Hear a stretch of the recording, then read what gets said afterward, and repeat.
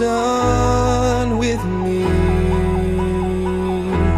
so I can show you something you've never seen. And both you and I shouldn't be too shy by letting go for once. Come and be free with me. When we left New Orleans and headed towards Talladega, we found out right away how truly horrible the conditions of the highways were in Mississippi, which brings us to our first story of this road trip, about our 2 chairs and how we lost them along the way. This is my chair. There once was a chair like this chair. But on our way to Michigan, we had 2 chairs like this. They're nice reclining chairs. Let me go show you why we have no more chairs like this other than this chair, my chair. This here ladder used to have a rack on it that held my chair. And when we were driving down the road, the chairs fell off this ladder because the roads were so bad and were swinging behind us on a bungee cord. After we got stopped to pick the chairs up, they got run over by a semi, tacoed. So my wife picked them up and threw them off the side of the road.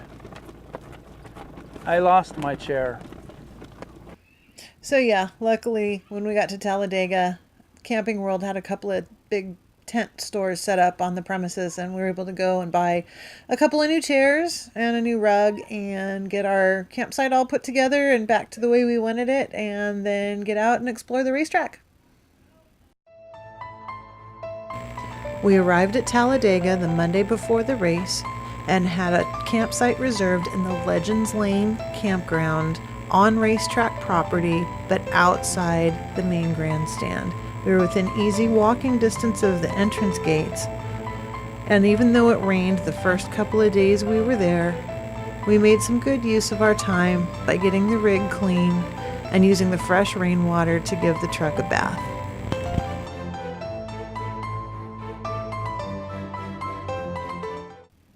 Every morning we would get out and we would do a lap around the exterior of the racetrack. It was about 5 miles all the way around. And the cool thing was every single day we'd see something different as far as setup. So we got to see the media trucks setting up, and we got to see all the different people coming in. And then one day we saw these really cool trucks that were painted up with paint schemes that honored our police, our fire, our military, and they were bringing all the teams' golf carts in. So it was a lot of fun because every day you'd see something different and something new relating to setup, getting ready for the big race.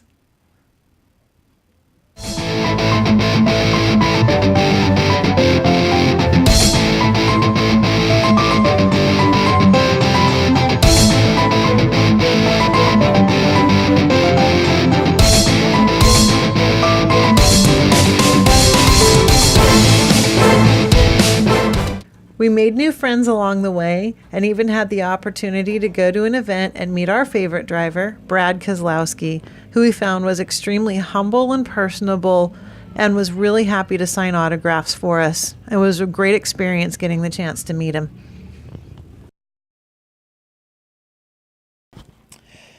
The morning the trucks arrived with the race cars, they lined up at an airport next to the racetrack, and unfortunately it was raining again.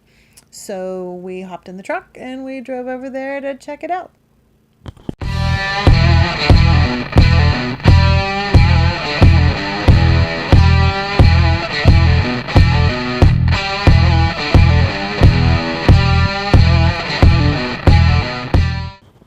Later that afternoon was the hauler parade, and that's where the truck drivers all line up and they have a big procession into the racetrack property and into the infield, and it's a big deal and people come to watch them and they honk their horns, and it's really a lot of fun to see. And luckily the sun had come out and these drivers must have been busy all day long, because by the time they did the hauler parade that afternoon, the trucks were polished to a shine, and they were flawless and looked absolutely beautiful coming into the track.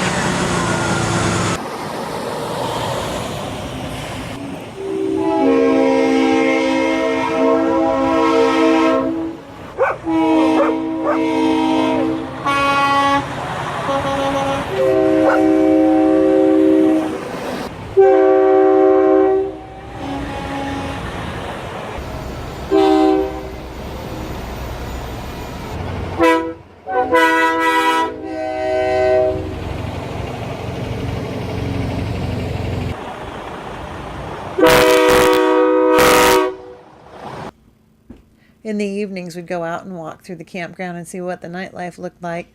Where we were staying, it wasn't too crazy. There were just people out having a good time and barbecuing and had music going. From what I understand, the truly crazy parties were either in the infield or in the free camping that was off-site. You're some kind of macho man. You wasted so much of your life.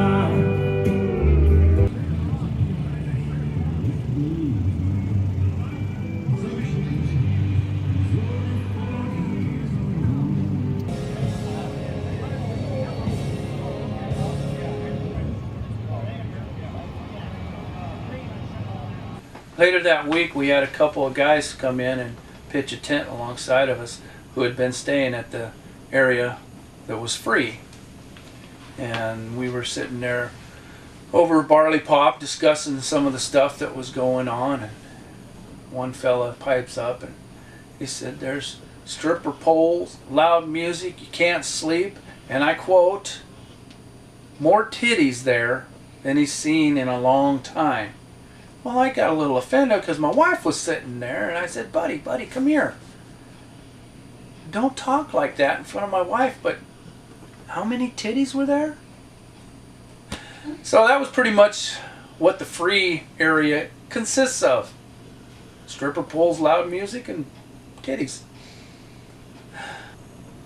So after a week of combination of relaxing and exploring and then hearing everybody else's stories about what was going on, including all the boobies out in the free area, it was time for some racing, and it was time for practice day.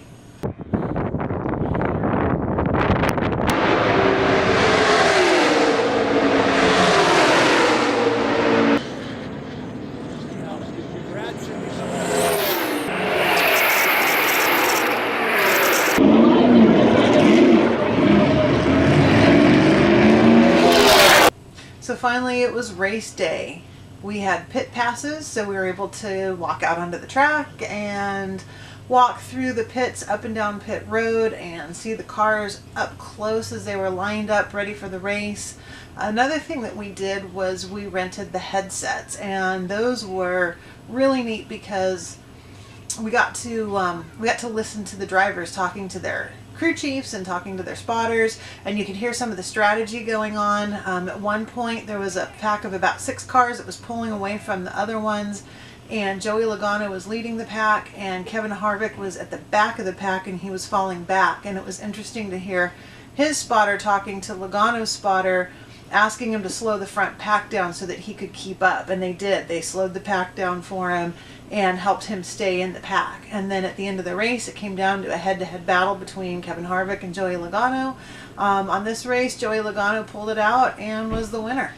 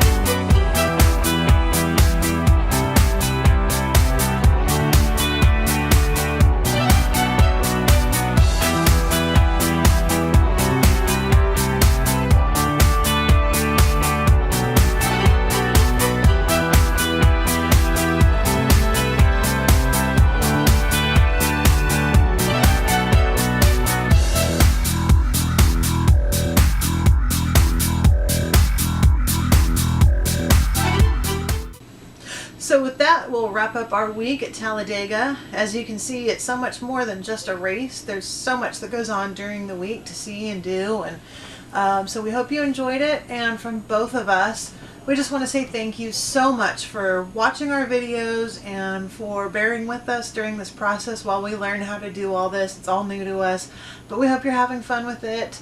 We're certainly having fun with it. Please leave a comment, tell us what you like, tell us what you'd like to see, and we will see you again next time as we continue our trip towards Michigan.